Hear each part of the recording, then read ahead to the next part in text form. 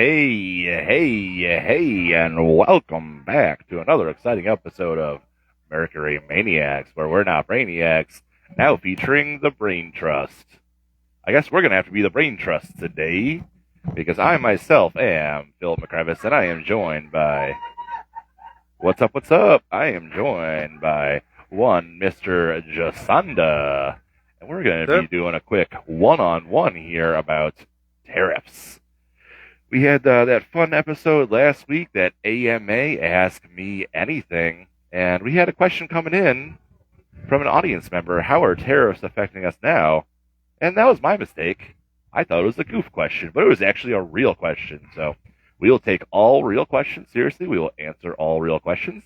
And so we got a little fireside chat going on. So first thing off the top of the program is, hey, Jsonda, how often do you think about the Roman Empire? Almost never. Almost never. Well, Mercury is the Roman god of tricksters. We're goofballs, degenerates, not that drunk of maniacs. Tune in weekly or you'll be square. Miss an episode. Don't you dare. So Jsonda's just doing the sound check for us real quick. And we had that fun AMA last week, and that was a pretty fun time. But we're just getting into it today because we had a couple of questions coming in about these tariffs, and so we need to figure out what the heck's going on with these tariffs. Sound check work out all right? Sound check's good. Very cool. Looks like you want to press a button. Feel free to press a button. We found a new button the other day, and it was about the Browns drafting system. But Jsonda, I know we had a nice fireside chat throughout the week. What do you think about the tariffs going on right now? Well, I didn't think I knew too much about them, but talking in the conversation with you, in the environment of Jsonda's castle, in the thrones of the man cave, we had a good conversation. Yeah. And you kind of explained it to me, and it made sense. So, to help reboot my memory a little bit, explain the basics of the tariffs. So yeah, a tariff, you think of tariffs of what's happening now, but they've actually been happening for a long time, and especially pre-World War II, where essentially what you do as a country is you build a big money wall in order to prevent foreign competition from coming in, because the domestic competition cannot possibly compete well enough in order to provide their products and services to the market. So foreign interests are coming in and they're eating our lunch. So one of the things that we can do is you can say, all right, we need foreign competition to stay out so our domestic companies can thrive. And one of the ways that we can do that is to put a tariff, an import duty, which will therefore make foreign products more expensive relative to the domestic ones. So theoretically, it can allow the domestic markets to thrive because they are now able to compete. They're now able to, sell their wares to the domestic population without worry of foreign interests coming in and undercutting. So basically, like you said, they're coming in eating our lunch. Uh-huh. The way I think of it is that we have two people serving food, an American serving food and a foreign country serving food. Okay. And people are going, I want that foreign food. Yes. And that American person who grew the food here, who cooked the food here, who's selling the food here, is going, oh. And the foreign guy is going, oh, give me your money for the food that was not made here, was not produced here, nothing. So my take on it is, if you make that foreign food more, then people are going to start going, I guess I'll get this American-made product. Yeah, so we're mostly talking about durable goods. I mean, we could use food as an example. I'm just saying, like, it just that's like a metaphor. Yes. Yeah. So like if you're eating sushi every day and you're like, oh man, this sushi is great and it's so much cheaper than an American hamburger, but then all of a sudden we're like, oh well, the American Hamburger Company is about to go out of business and we're going to lose all those jobs. Maybe we should make the sushi more expensive. Then you look at the American hamburger and you look at the Japanese sushi, and you're like, oh God, the Japanese sushi now costs twice as much. Well, maybe I'll go with the American hamburger more often. And that's supposed to provide more incentives for Americans to produce goods, and then maybe some Americans will even try their hand at producing sushi, and they might be able to enter that market. And basically keeping the money in America and creating more jobs is the long term. I feel like the long term goal of it. The short term, people are pissed, but who knows? Long term, you think about it, could create more jobs, could keep more money in our own economy rather than going overseas. That's what they're attempting to do because the American middle class has been hollowed out. Yeah. So all the jobs got shipped overseas, and so we're wondering, can we bring those back? And we've been trying to bring those jobs back for a long time, but instead of the reshoring, what's happening is nearshoring, where if the jobs do come back to North America, they're coming back mostly to Mexico, or they're coming back in terms of automation.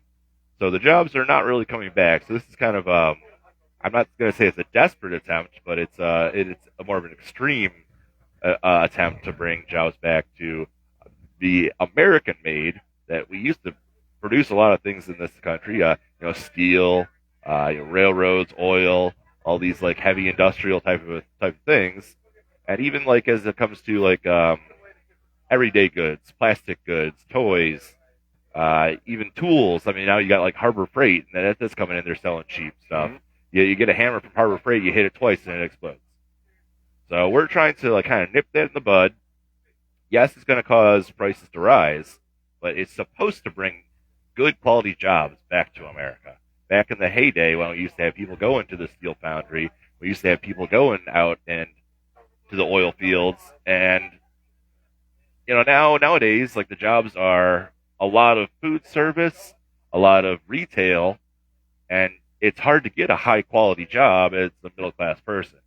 So I think that's the idea, is it's supposed to bring jobs back to America. But will it actually happen that way?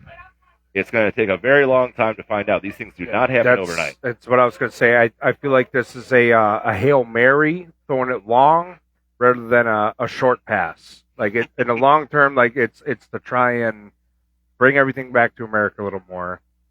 And it goes like what we talked about. You got supply and demand and supply and desire. Yeah, so that is basically what we're doing, is modifying the supply and demand curve. So, Of course, the supply and demand curve goes like this. You got your supply and your demand. So what's happening is basically the supply coming from other countries is lowering the price. So therefore, they're capturing all the American demand. Now, if you cut out that low price operator, then yes, the prices will rise, and they're going to be like searching for this demand. So, I mean, everyone's up in arms because they're going to have to pay more on foreign goods. Well, that is absolutely true. But the idea is try to get you to switch to domestically produced goods. Yeah. Now, what if there's no domestically produced goods to be found? That higher price will incentivize firms to enter the market. So, if you're talking about like these foreign supplied goods, I mean, just look at like Harbor Freight and their tools, and they're selling their tools for a dime a dozen. Well, now, if you have these American firms, they cannot survive making these tools a dime a dozen because you have to pay American wages.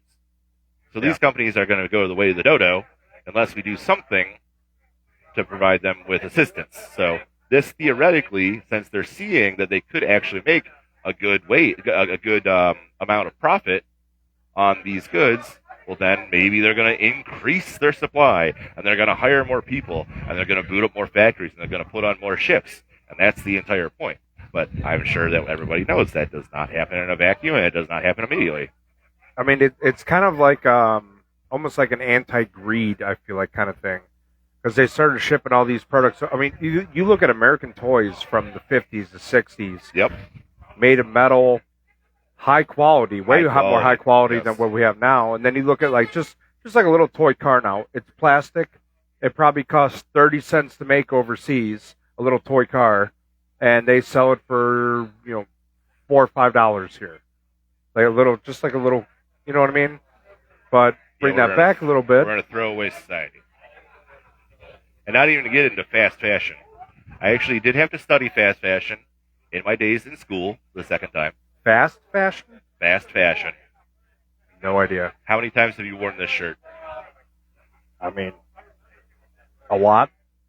A dozen? 100? Oh, I have 6 shirts and 6 pants, and I've had them for 3 years almost for work, so a lot. Well, fast fashion is essentially making these fashionable items that are meant to be worn once and then discarded.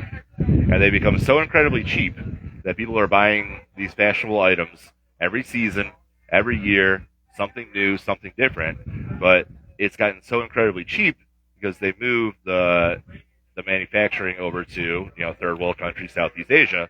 So something that costs a couple bucks. Oh yeah, okay, it's spring season now. I got to be fashionable. I got to buy this for a couple bucks, and then wear it once and discard it.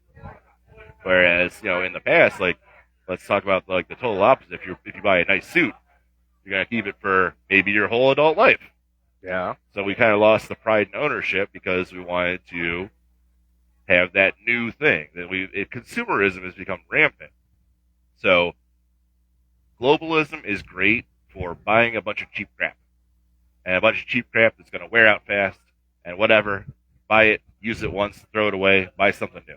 That's kind of the mode that we're in, and we want to get back to the mode where you have pride and ownership, that you have a nice suit and you keep it for like your whole adult life, or you have like a nice watch, a gold watch, and you're gonna spend on it, but you're gonna buy a timepiece, and it's gonna be timeless, and it's gonna be classic, and you're gonna wear it for your whole adult life. So these companies have figured out they can sell a lot more by planning in obsolescence. Cell phones. Cell phones. Remember, yes. remember in the 90s, early 2000s, like the old Nokia phones. Mm-hmm. Now, even the flip phones, like those phones lasted forever.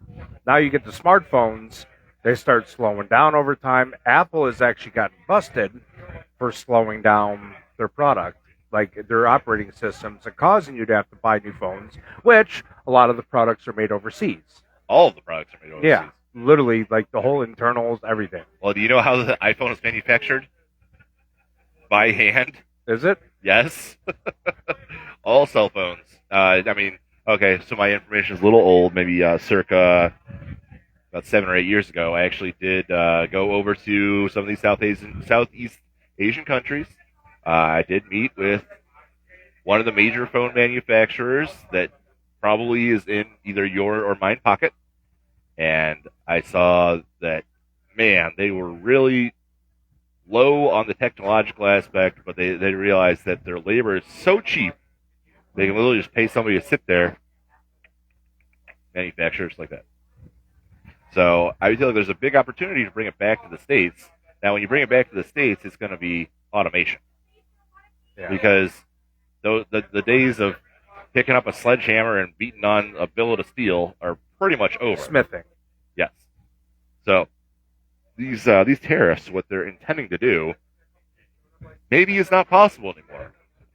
We're not going to get back to the days where we have 50,000 people going to the Ford plant and stamping out cars. Like now we got the robot arms. So the tariffs, I feel like they're a little bit of an archaic tool. They could possibly work in some limited situations, and we actually do have tariffs on right now that a lot of people don't know about, such as the chicken tax. Have you ever heard of the chicken tax? I have not.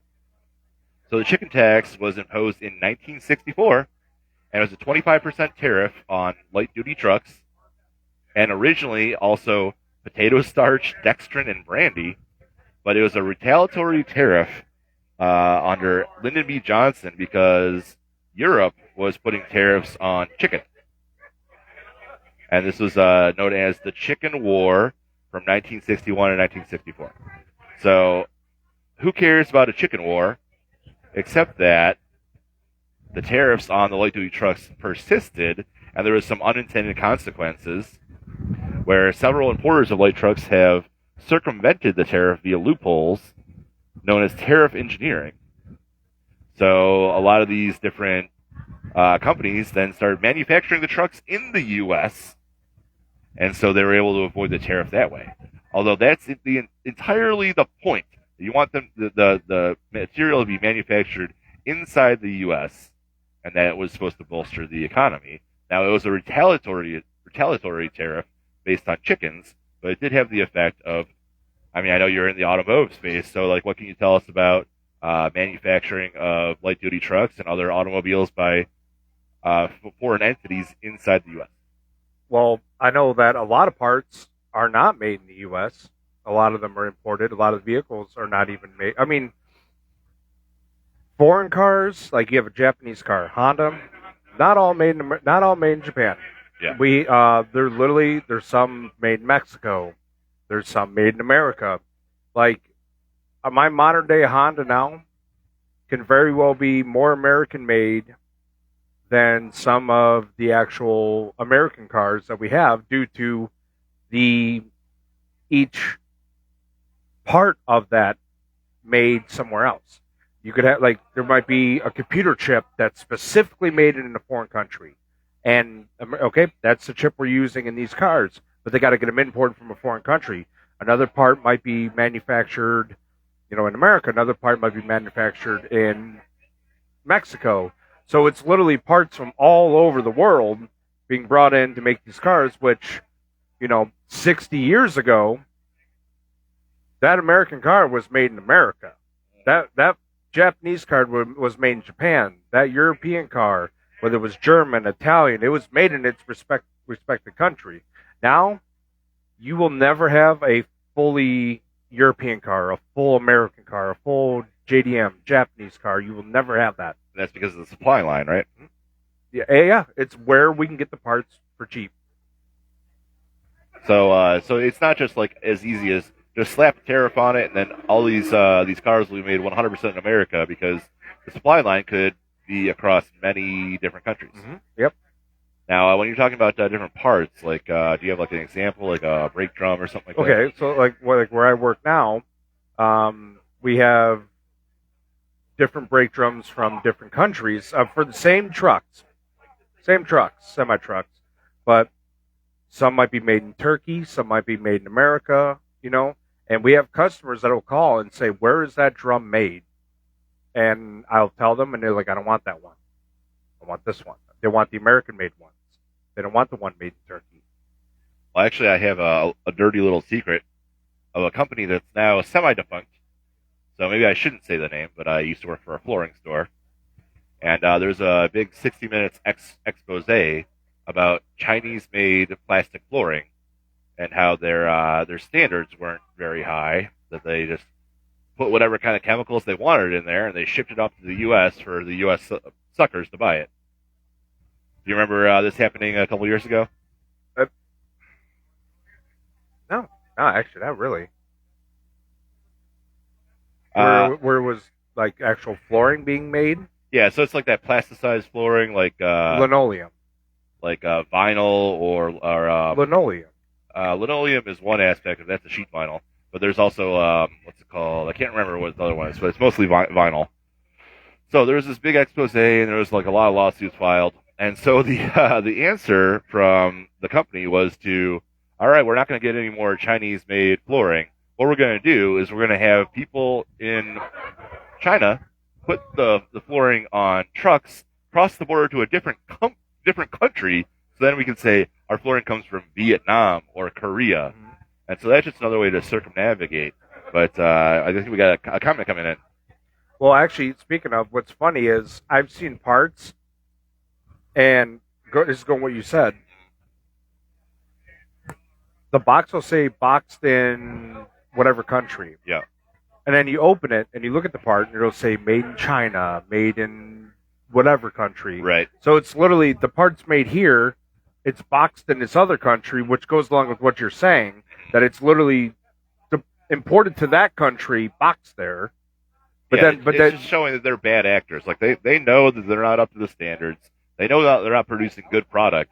They're just trying to get around in any way possible. I heard that there's actually a city in China called America, and it says "Made in America," and then like on the other side of the box in small letters it says "CN" for China. Yeah, the city America in the country China. But I think we do have a comment coming in here. I'll let up. Would people your age or younger be willing to work in these factories, and would the pay be enough to keep them there? Well, considering that I know plenty of people that are out there looking for jobs a lot. I mean, I don't know. Like, I don't know how the pay structure would work, but I know people that are looking for work all the time, and it's rough for for some of them to keep jobs due to living wages. But I mean, I don't know. Like with the tariffs in play, if people are going to stop paying all that imported fees, basically international taxation is basically what it seems like to me, kind of. Somewhat, yeah. It's like a version of it. If they started bringing these jobs over here more and started creating more, and okay, boom, now we're going to open this up. We're gonna make this product here. We're not going to buy it over there anymore because the demands here, the desires over here, but the demands here for cost effective. Will they make the wages enough to live? Well, so theoretically, these jobs in these like factories should be much better paying than retail and food service because there's like a huge swath of the population, these young people that are underemployed, that they come out and they get their degree and then they're working for near minimum wage, flipping burgers or Walmart greeter type stuff like that. So people are looking to upgrade their working situation. Now, I'm not going to lie, these old school jobs in these factories are tough jobs. Like, you want to work in a steel foundry where there's a high risk of injury, and you're working in 150-degree conditions, and it's tough work. So I have heard the argument, why do we want to subject our populace to this again?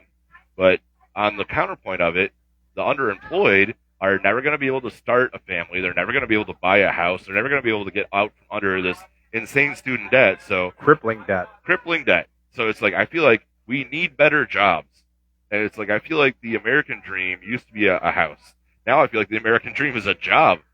Because like everyone's told, go to college, get your degree, and so you acquire, a six-figure debt, and then you're making 6 pennies an hour. How can you ever get out from under that debt? How can you ever, start a family, do anything? So it's like, we need to close the loop. I'm not saying that we should forgive student loans. I was saying that the promise was the good jobs. Where are the good jobs gone? And that's what we're trying to get back. So can we literally just turn back the clock and go back to factory days where you didn't even need a degree and you were able to raise a family? No, we can't. But we need to get good jobs here. How do we get good jobs here? And maybe it's the factory, maybe it's not. Well, now here's the thing about factories is you can make, but it comes with, like any job, it comes with experience. It comes with putting your time in. Yep. In a factory, you can make great money. But now when it comes down to bringing these jobs back in America and stuff like that. Now the issue is, way back in the day, in a factory, a lot of the guys using lathes. They're making the parts on lathes. Yep. Then CNC machine came out. Automation. You program it, but you still have to know how to work the machine, change the tool. But it's way more efficient. Yeah, but now it's becoming robots. So you program the robots. So even if we get these jobs back over here in America, is that really going to create more jobs? Because a lot of it's becoming automated and computerized where you don't need as many people as you did before. Yeah, that's the entire problem. That's like the fly in the ointment. It's like a catch-22. Yeah. So, do we have any comments or questions from the interview process out in the peanut gallery? Yeah. So we've been taking a straw poll out in the bar here, and we're wondering what was the results of your research. Well, we were going around asking people left and right what they thought about tariffs, and they suck. That's the larger opinion, but a lot of people also say it's a good tactic. They view it as a chess match because they're sick of Americans having to basically take the brunt of the tariffs from other nations. Charging American consumer goods to go out to other places. And they think that it's fair that we combat them with tariffs of our own. It really is give and take. I mean, I could see the strategy behind it, where you're trying to bring the jobs back to America. But again, like I was saying, everything's becoming automated and computerized that, there's not as many need for actual people out there to actually work machines and stuff. But machinists and factory workers can make great money.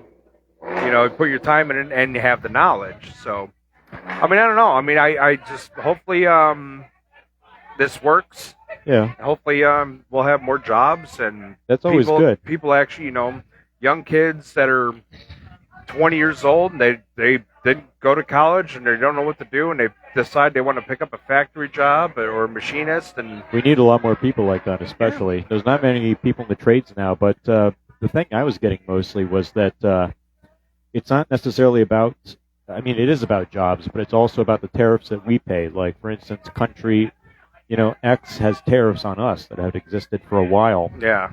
And what we're doing is saying, hey, well, we're going to put tariffs on your stuff until you lower any tariffs on ours. Let's create a better competition. All right, Seems so to be. do you I'm not taking an opinion on that either way. Do you know what the tariffs are on our exports? Like, what are anything specific?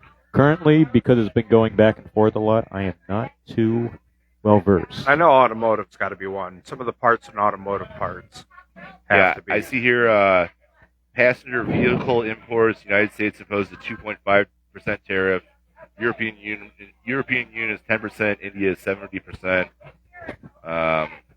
Ethanol, Brazil 18%, Indonesia 30%. Random things like rice and apples, but like I don't see any like across the board tariffs like we're doing. I see it's like very specific here and there, but not like broad across the board. Well, because they're specific to what that country probably thrives in as far as like their supply being abundant. So, for instance, you'd say a tariff on something coming in, they're trying to boost their own internal sales of it. And they're trying to boost their own economy by not competing with us, by ensuring their internal domestic economy maintains buying and producing things in and of themselves. So they're taking the same tactic that we would take to boost American jobs. So it comes down to everyone wants a job, but it's a battle over who really gets it because of we want to have a fair battle over quality. Well, now, what makes this interesting also is, will this affect oil and gas prices in any way? Like, is it any of those countries that we're sending tariffs on that we have an oil deal with? Well, so unfortunately, the oil and gas that's produced in this country is not refined in this country. We export our oil out to other countries, and we import their oil because there's different types of oil. There's light sweet crude oil. There's heavy sour. So we have light. Is there grapefruit? So we drill for light sweet oil in this country. We export it, and we import the heavy sour crude, and we have refining capability to refine the heavy sour. Unfortunately, we do not have refining capability to refine the oil in our own country. So we're still dependent on foreign oil. Is that a part of our infrastructure, and how long would that take to fix if we were to create our own refining processes? We can't. We do not have the political will. All right. Because we do not like oil and gas in this country. We think it's dirty, and we wanted to switch everything to green. So there's basically no way that we can build a refinery in this country to refine the oil we already have in this country. Because everyone's like, oil is bad, and therefore everything oil, no. Let's get windmills. Let's get electric cars. So it seems a little short-sighted to me that we want to do this. Like, why don't we become energy independent? Why don't we refine what we produce and then look over to switching over a longer time period into green? But we do not do that. So we still depend heavily on imports for our oil and gas and our energy infrastructure. Yeah, making ourselves independent on renewable resources would take quite a while. Not to mention, some form of fossil fuel, or at least incineration, might always be a form of, because it's stored energy essentially. Well, also, it's everything petroleum product. It's not just like for plastics, motor oil and gas. It's everything petroleum based. There are over 4,000 products Yeah. that come from crude oil. Yeah, like literally everything plastic, Vaseline, like everything like that. There's so much more than people realize. Heating oil, kerosene, jet fuel, lubricants. Yeah. Hey Scott, do you have any inputs from the crowd?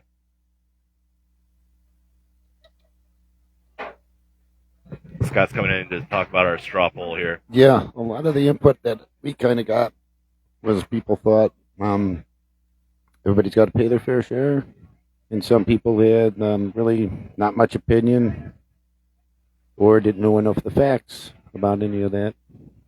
Well, yeah, 'cause that actually kind of brings me up. I'm going to have to steal this back. That I had this anonymous source that I was getting some intel from, and just talking about tariffs for a quick second.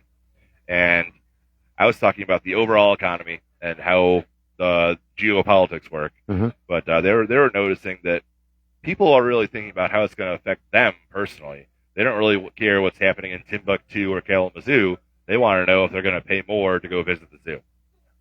Right. And also, people don't care about anything outside their little bubble. Like I don't really care what's going on with these guys over there, and I don't care about what the rest of the economy is doing. I just want to know if I can go to the store and buy avocados tomorrow. Correct. That's well, because that's the problem people are having. It's the cost of living is so goddamn high that like people, it's starting to stress them out. Where everyone's kind of literally becoming in a bubble, like just trying to focus on living a day-to-day life and being able to afford it. Well, I find that interesting because now we're commingling the problem that we're having with inflation with tariffs, which are similar but not exactly the same. Because how tariffs are supposed to work is, yes, it makes things more expensive, but then you're supposed to be able to get a better job out of it. Yeah. Whereas inflation is just basically bad for everyone. And people in their mind are just thinking it's more expensive is more expensive. They're thinking basically equivalency, but it's essentially not. But now also here could be an issue. Playing devil's advocate on it is, yes, okay, you're going to pay more for the outside, the foreign source, bring jobs here, maybe bring the cost down.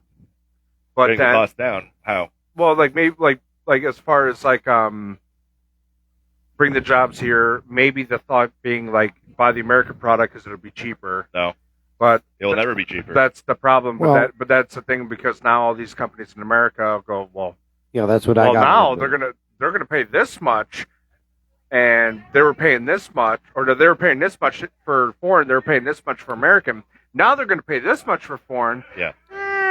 Maybe the American product they'll pay this much. So That's it's still cheaper than foreign. That's exactly what they'll Still do. cheaper than foreign, but they're going to pay a little more than they already were, but not as much as they're paying for foreign products. The theory was what I was getting out there too. Had some of the feedback that's going to increase some production on certain products in America, and drive that side of the economy.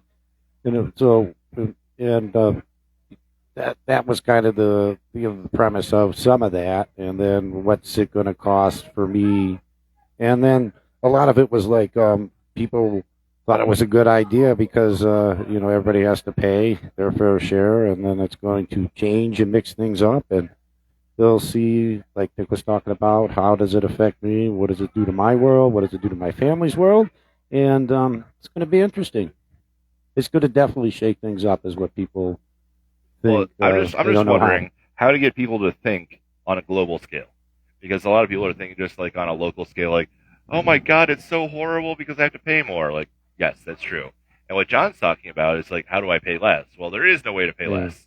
It's going to be based on the product, basically, or what, like you said, car, furniture. What are we talking?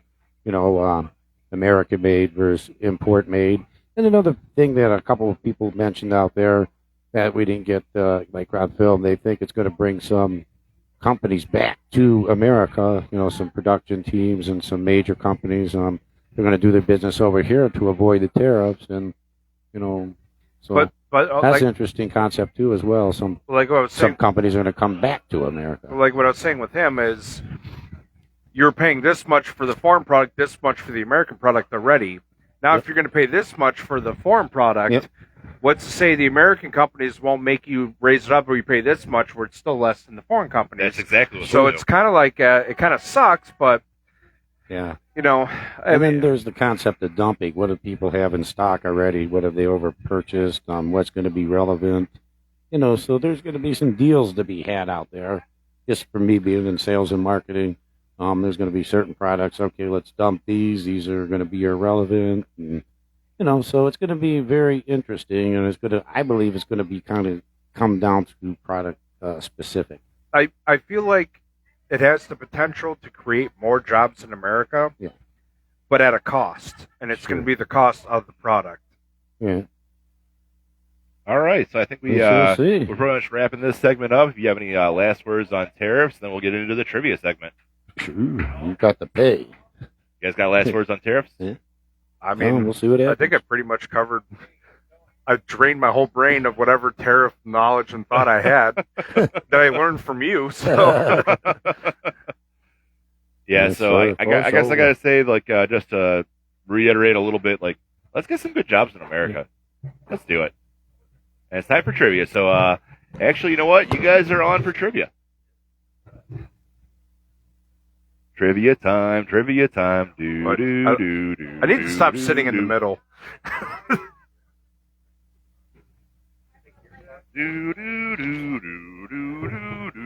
Cut. Do. I wish Diana was here so much. I wish Diana was here Same. I appreciate that. so she could step in and Oh, she's always got. I can get out Yeah. She's always got the best comments. so I can get another beer and go pee. Uh-oh. Oh. Break shit.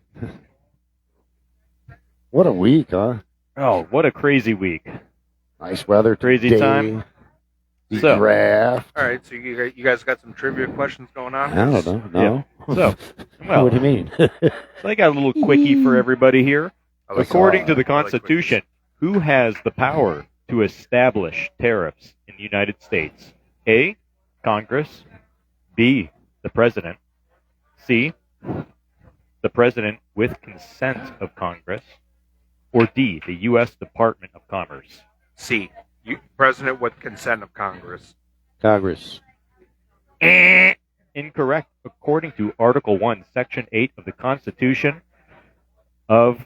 gives Congress the power to impose duties and tariffs. But Congress has passed several pieces of That's what I legislation just delegating said. the president's authority to impose tariffs in the event of threats to national security.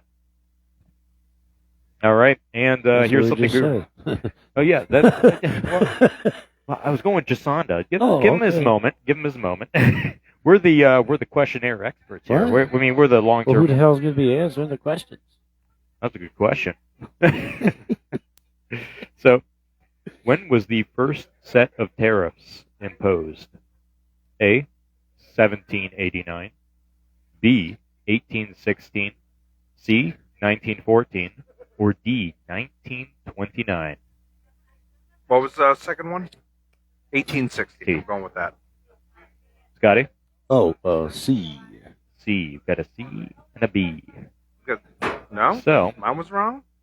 1789. Oh, no The shit. Tariff Act was among the first laws passed by the first Congress. Oh, Yeah. well, you're out there. Oh, I thought- I Yeah, knew Yeah. I knew it was not the 1900s, but I was like, 1860 sounds right. At that point in time, tariffs provided as much as 95% of the revenue for the first federal government of the early 19th century. Hey. Yeah, fascinating Get little this one tidbit in there. Applause.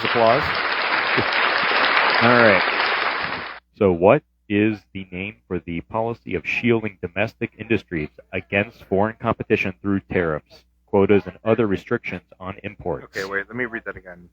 What is the name for the policy of shielding domestic industries against foreign competition through tariffs, quotas, and other restrictions of imports? A. Nationalism. B. Protectionism. C. Anti-globalization. Or D. Trade restriction. Nationalism. B. B and A are the answers. We'll go with A. So it looks as though I'm wrong. protectionism. I'm wrong every fucking time. Every time I'm wrong. Protectionism, folks. Every fucking time I'm wrong. The policy against protecting domestic industries through the restriction placed on the imports of foreign competitors. I don't know these words. Many countries have implemented protection policies, particularly during times of war or economic depression. So, Real quick, Pauletta said, just want AT&T customer service back in the U.S. and out of India. Pauletta, that is all customer service now. That is Yeah. all customer service. That's not it. even just AT&T. Can we charge a tariff on that? it's AI now. Dude, Well, everyone out there, please press 1 for English They're- if you'd like the continued presentation to be in English. Otherwise, we're Mark, switching to Portuguese. So, next question. What is the nickname South Park gave the tariff of 1828 because of its impact on the Southern economy. 1828. That's a nickname the South gave the tariff of 1828. A, the Yankee tariff. C, the Tea Party tariff. B, the Tea Party tariff. C, the tariff of secession. Or D, the tariff of abominations. The Yankee tariff. All right. I'll Scott? go C. C? Abomination. You abominate. The tariff of abominations is the correct answer. Well, the South, they're dramatic if they're anything else, so there we go.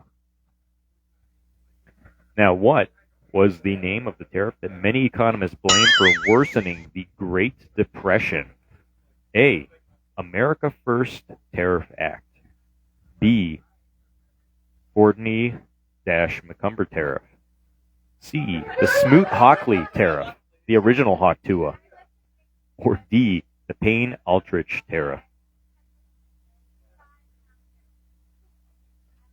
Anyone out there? Anyone? Oh, I don't know. Payne Aldrich tariff. B. I don't know. B. B or D? I guess D.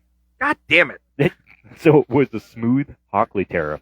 Hawk-Tuah has been chasing us for many a year, folks. Mhm.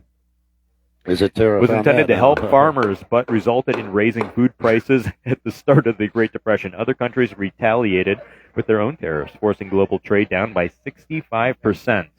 Way to make a bad thing worse. Yeah, no, Budweiser. Throwing on my tab. Yeah. All right, since... Please and thank you. We ready for the next question, folks? I don't know. Can I Appreciate you, Scott. Right. Now, we got, since 1970, the U.S. tariff rate has remained at approximately what percentage? What percentage? So that's A, 5%. 5%. I'm going 5. All right, we already got that answer, but 7, 10, Oh, or no, 12? you know what? I'll take 7. I'll take 7. All right, 7. Scotty, I'll take you got 7. an opinion there? C. 12. He's going 10 or 12. Yeah, let's go 12. Yeah. I'm Nope, going. 10%. Damn it. 10%. Ugh. Lazy. Tariff rates gotta generally up that have remained at or below 10% Up since that rate. 1970, Up that following rate. What was that? Up that rate. Up that rate. Up Up that that rate. You got to pay. Since That's the the way it smooth works. Hockley coming back to haunt us at Hawk-Tuah. The smooth So- Huff. Yeah. What risk does a nation face when imposing tariffs? A. Increase prices. Well, no, wait a minute. So A, less competitive domestic industries. D. Okay. B, increased prices for consumers. C, retaliation from trading partners. Or D, all of the above. All the above. All the above. Correct. All All of the the above. above is what we risk when we impose tariffs, according to economists. Now that's always up for debate, but our source. What is an economist? A. yeah. An asshole. Yeah. B. Somebody who makes Yeah, some just someone who bullshit. failed out of math school. C. Somebody who makes shit up. Yeah. Where does the U.S. rank on the list of the world's largest exporters? Fourth. A, first, second, third, or fourth? Fourth. Fourth? First. No, third. U.S. is the third largest Third. exporter after China and the European Union with 2.5 I trillion say I knew in it annual definitely. exports. I knew it was behind China and Europe, but I figured there was someone else behind that. Yep. Well, that's what we have right there. I mean, I could generate a few more if we want to go for more. But how are we feeling about that, boys? Okay. I got one right. Well, All right. that's all that really matters today. The U.S. can thrive as long as Jsonda I don't. gets one right. I don't know names of like the terminology and stuff, but it's almost it's not like common sense, but it's like if you just put a little bit of thought into, well, if this happens, what are the consequences? You know, or not just consequences, but like what's the reaction due to this action? Yeah, so what we Thank know you, about sir. all this is just based on our past experiments we've done economically. And, with the emergence of globalization, the way that the economy acts is kind of new, and there's more factors coming into play than ever before. So we do have to put that into consideration as well. Cool. Well, it's going to be definitely. You heard it from Scotty. Cool. It's definitely going to be an interesting. Fuck yeah. It's definitely going to be an interesting next, 4 years. So we'll see what happens. You tear off them extra tariff checks. You tear them off and write them to the United States. Tear off them checks. Send them my way. Yep. Give me my piece of the pie, please. You got it. So what are we most worried about the prices increasing in? Everything. Avocados from Mexico. Automotive parts. That And avocado toast And is also gonna cost the you availability of automotive parts now, because anything that come overseas becomes difficult to ready. Because a lot of times shit goes on back order, and you have to wait for it to come from another country. So now with the tariff, we'll really see what happens. Oh, Palada? Yeah, she got C on one of the questions. Well, which question we'll never know. But thank you for your See. input, because Thank I you. was kind of rifling through those a little bit quickly. You want to? Yep. Hang on, let me scoot out here. Look at this shit. He's got a beer. Now he's got a pee. I know. I will. Tariffs. Pay. Buy. Consume. You just keep buying and don't worry about it. That's how it works. They will tell you what to do. Thank you, purchase, Scotty. Thanks for keeping the economy going You in got our it. absence. Right. You keep buying stuff. You buy some more, and you don't worry about it. Yeah, that's the American way. You Just let keep buying, government take folks. care of Just it. keep on You buying. pay, and you buy, and you consume, and you purchase. Yeah, that's the worst part. You need a bunch of stuff that you will never use, and that's the bottom line. You need to have a margarita mixer that also That's shows right. YouTube videos. All right. Oh, that was South Park. You might have to have two if one breaks, right? So you That's gotta right. buy. Yeah, Two you got to for buy one. another one. You got to have more space. Free you have to have a shipping. place to put it, so you need to buy another house. Free see? shipping. For easy payments. You ever notice they're easy payments? They're not difficult payments.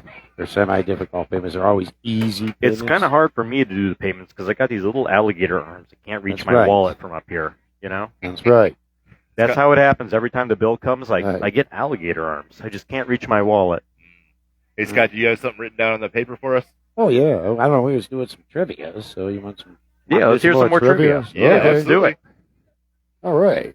That's the name of the episode, Tariffs and Trivia. All right. What is the oldest university/college in the state of Ohio? Ooh, let's Wow, see. the oldest Oldest. one in the world would be Oxford, but that's That's in, not UK. in Ohio. Let's say Hiram. Ooh, good guess. Final answer? Let me go with Oberlin. Final answer? Yes. Ohio University. Oh, we Oh, thought you. we thought too hard about it. Ohio University. Yeah, little liberal oasis down Right. there in the south. What country invented ice cream? Ice cream. I'm gonna say France. France. Ice cream. Scandinavia, No, yeah, you're right. It was one of the northern no. ones. not Scandinavia. They're one of our tariff buddies. Oh, really? I'll China. give you a hint. China, correct. Really? Yes. I thought a Swedish ding, cow ding, or ding. something No, froze China. and they had ice cream. China. With that being said, who invented the toothbrush? Not the English. Not the toothbrush. English. I meant this one. Let's see. It Who's was got not the the best English. dental hygiene? The Swedes. The toothbrush. America? No. Final answer? Toothbrush. Oh, You got to give us a hint. These are too hard. the Italians. It was definitely Da Vinci. Is it Europe? No. It was long ago. China. No. Everything's China. Africa? Like that long ago? No. Africa. No, it was Egypt. Egypt. So I was right. Yeah, you could be in Africa. I mean, yeah, they were the Yeah. the original kind of everything. All right, The this is going to be a original quickie. colony. Yeah. How many keys are there in a piano? Oh shoot. 72. A, B, C, D, E, F, G. So 7. I'll go $1. $1. Is this close as not going over? How many keys in a piano? 52. 88. 88. I was the Ah, closest. damn, you didn't go over, so my $1 didn't work. Yeah. That was a good one. Yeah. What was the first toy advertised on TV? First toy The advertised? first toy ever Tickle Me Elmo. advertised on TV? Tickle Me Elmo. Incorrect. Ugh. Uh, Tickle Me Groucho. Stretch Armstrong. That's a good guess. Final answer? You got to give us a hint. We're not going to get them. Well, The Rubik's Cube. It was back in the day when TV first Back came in out. the day, which was a Tuesday. So the old wooden block toy. No. Just a cube of wood. Lincoln Logs. No. It was Mr. Potato Head. Your questions are too hard. You got to give us hints. Mr. Potato The best character on Head. Toy Story, of course. Right. All right. How many vaginas does a female kangaroo have? 2. 1? 3. 0? 3 it is. Oh my God! It couldn't be more than 4. I mean, That that's one's just not- that would just be an was abomination like, by where's that nature. button? Is that right? All right. This is going to be a fun one. What's the longest running film franchise? Oh, Longest running film franchise. All James right. Bond. Close. Um, Little bit. History shows again and again that it was. Don't be looking at the answers. History shows again and again that nature points out the folly of man. what was it? History shows again and again that nature points out the folly of man. The Discovery Longest Channel? running film franchise. Go. Power Rangers. No. Inspector Gadget? Go. Godzilla. Godzilla! Damn. That's the longest running. Godzilla! Yeah. Damn it! I should have known that. I Yeah. know. I used to watch Go Godzilla, the longest running fan. That's amazing. I seen that. And I was like, wow. Yeah, that's right. I was like Blue Oyster Cult, my first album. As Some a guy kid. in a suit was Godzilla's kicking on. over people's Toy Cities since Nice. I was in Kicking o- kindergarten. Kicking Like, over Mr. Potato Hey, Head. that was the first game I played. Some kid would build a bunch of blocks, and I go and kick them Yeah. down. All right, he stepped on Mr. Potato Head and all that. All right. What is the most decorated Olympic athlete of all time with the most medals won? Michael Phelps. Swimmer, yeah. Michael Phelps. Yep. Gee, Finally that got was one. good. I don't know if anyone's Yes. ever going to beat him. That's He's awesome. actually kind of a scientific. 23. That's Yeah, no, amazing. he's got like that huge Nice. torso, tiny little legs, long arms. He's Yeah. got the body of someone that's like 6'9", and then, well, the torso of that, and the legs of someone who's like 5'6". Right. He's a freak for swimming Oh yes. He sure is. in a good way. All them relay teams. Awesome guy. Now he's an announcer. Okay. The quote, to be or not to be. Hamlet. All right.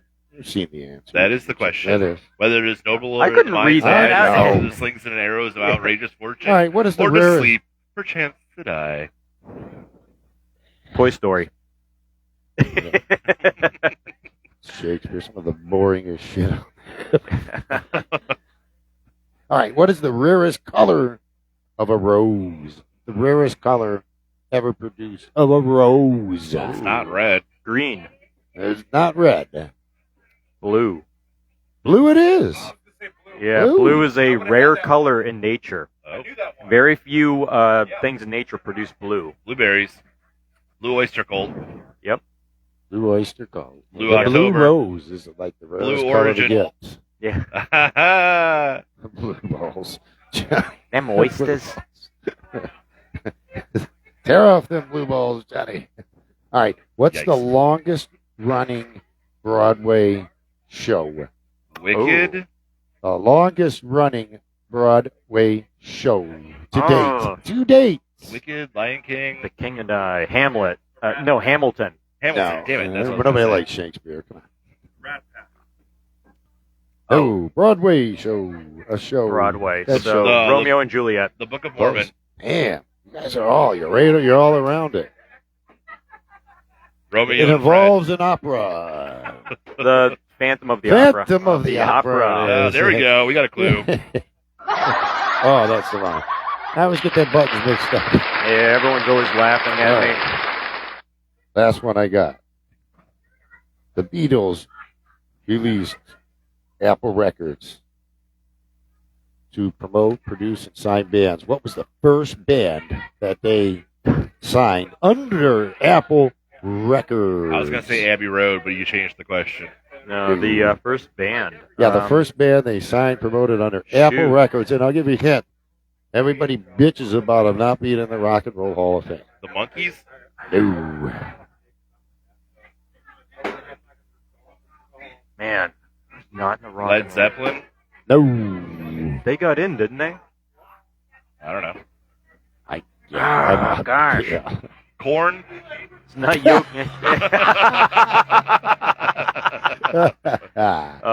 Mushroom Head. It is a company. A company? Yep. Microsoft. And actually, they said it was a bad ICP company. and St. Clown They Posse. considered it a bad company. That's the answer. Bad company. Tesla. Bad company. Oh, okay. All right. Well, we kind of Yeah. sucked on this trivia. I know. That was on. We missed the trivia queen. She's out Yeah. taking exams. Exams, at, studying hard. Diana, we miss Diana, you. we The miss most you. treasured of us all. Here at Frank and All right. Tony's. Well, I think we're getting the last Awesome word. atmosphere. $2 these things. Last word. $5 these. Diana, pizza we things. miss you. Yes. You need to bail us out of this trivia. Yeah.